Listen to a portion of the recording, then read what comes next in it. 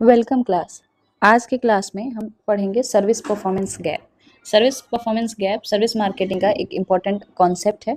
ठीक है, तो आज हम देखेंगे कि उसके कॉजेज क्या होते हैं, सर्विस परफॉर्मेंस गैप के उसके सॉल्यूशंस क्या होते हैं और उसके बाकी फैक्टर्स क्या होते हैं। तो आइए देखते हैं सर्विस परफॉर्मेंस गैप। पहले बात करते हैं कि सर्विस परफॉर्मेंस गैप क्या होता है। सर्विस परफॉर्मेंस गैप जो है वो डिफरेंस होता है जो स्टैंडर्ड सर्विस होता है और एक्चुअल डिलीवरी ऑफ सर्विस होता है एम्प्लॉयज़ का या फिर कस्टमर्स का। ठीक है, थोड़ा डिटेल में बात करते हैं। कंपनी जो है वो एक स्टैंडर्ड सेट करती है कि किस तरह का सर्विस हम कस्टमर को प्रोवाइड करेंगे, किस तरह का प्रोडक्ट क्वालिटी हम कस्टमर्स को प्रोवाइड करेंगे। वो एक स्टैंडर्ड एक अज्यूम्ड सर्विस सेट होता है कंपनी के द्वारा और एम्प्लॉयज़ उस सर्विस को इम्प्लीमेंट करते हैं, प्रोवाइड कराते हैं। एम्प्लॉयज़ क्वालिटी बनाते हैं प्रोडक्ट का, तो वो एक्चुअल क्वालिटी और एक्चुअल सर्विस हो गया।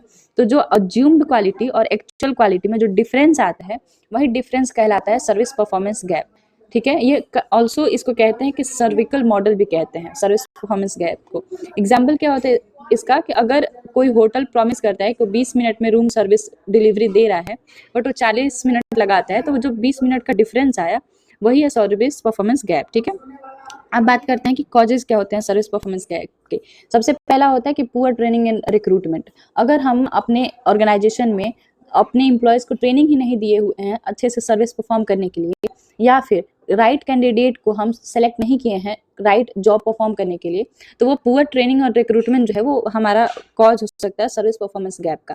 दूसरा है अनक्लियर जॉब रोल्स। जो हमारा पहले से एम्प्लॉयज़ हैं ऑर्गेनाइजेशन में, उनको पता ही नहीं कि उनका रोल क्या है, उनका रिस्पॉन्सिबिलिटी क्या है, उनको कौन सी सर्विस परफॉर्म करनी है, तो ये बहुत अफेक्ट करता है सर्विस परफॉर्मेंस गैप को। फिर आता है कम्युनिकेशन ब्रेकडाउन। अगर इंटर डिपार्टमेंटल ऑर्गेनाइजेशन में एम्प्लॉयज़ बात नहीं कर रहे हैं, कम्युनिकेशन नहीं कर रहे हैं, एक दूसरे से अपनी बात को शेयर नहीं कर रहे हैं कि कैसे सर्विसेज परफॉर्म करना है, कैसे प्रोडक्ट को कस्टमर को डील करना है, तो वो कम्युनिकेशन ब्रेकडाउन की वजह से हमारा डिफरेंस अराइज होता है। फिर आता है लो मोटिवेशन। अगर कस्टमर काम कर रहा है बहुत अच्छे से बट उसको कंपनसेशन रिवॉर्ड नहीं मिल रहा है टाइम से, तो लो मोटिवेट हो जाता है और फिर अपने फुल पोटेंशियल के साथ काम नहीं कर पाता। तो ये हो जाता है कि cause of service performance gap. अब देखते हैं कि वो कौन से फैक्टर्स हैं जो कंट्रीब्यूट करते हैं सर्विस परफॉर्मेंस गैप के लिए। ठीक है, पहला है इनएडिक्वेट टूल्स एंड टेक्नोलॉजी। अगर हमारे ऑर्गेनाइजेशन में प्रॉपर टेक्नोलॉजी ही नहीं है, टूल ही नहीं है जो एम्प्लॉयज़ को सर्विस परफॉर्म करने में हेल्प कर पाए। ठीक है, उसके बाद से ओवर प्रॉमिसिंग इन एड्स। अगर एड्स में हम बहुत ज़्यादा प्रॉमिस कर दिए कि हमारे प्रोडक्ट में ये है, हमारे सर्विस में ये है, हम बहुत अच्छा सर्विस प्रोवाइड करते हैं, टाइम पे डिलीवरी करते हैं, बट रियलिटी में ऐसा कोई है ही नहीं, ऐसा कोई सर्विस प्रोवाइड नहीं की जा रही है, तो वो ओवर प्रॉमिसिंग हो गया एडवर्टाइजमेंट, जो कि कस्टमर के एक्सपेक्टेशंस को बढ़ा देता है और सर्विस गैप को इंक्रीज करता है। फिर आते हैं अंडर स्टाफिंग। अगर हमारी कंपनी में उतने स्टाफ ही नहीं है जितने स्टाफ की ज़रूरत है, जितने स्टाफ हमारे चाहिए सर्विस को परफॉर्म करने के लिए, तो अंडर स्टाफिंग कॉज कर देता है कि क्या सर्विस परफॉर्मेंस गैप में। ठीक है, अब आते हैं कि नोट फीडबैक सिस्टम। अगर हमारे जो एम्प्लॉयज़ परफॉर्म कर रहे हैं सर्विस, उनको हम फीडबैक ही नहीं दे रहे हैं कि वो किस तरीके से परफॉर्म कर रहे हैं, ऑर्गेनाइजेशन में कहाँ कमी आ रहा है, क्या दिक्कत आ रहा है, तो ये रिजल्ट करता है सर्विस परफॉर्मेंस गैप में। ठीक है, अब बात करते हैं हम कि क्या डायग्राम होते हैं सर्विस परफॉर्मेंस गैप के। जो कस्टमर एक्सपेक्टेशंस होता है, राइट, कस्टमर एक्सपेक्टेशंस होता है सबसे पहले किसी भी बिजनेस के लिए, तो कस्टमर एक्सपेक्टेशंस को हम फुलफिल करते हैं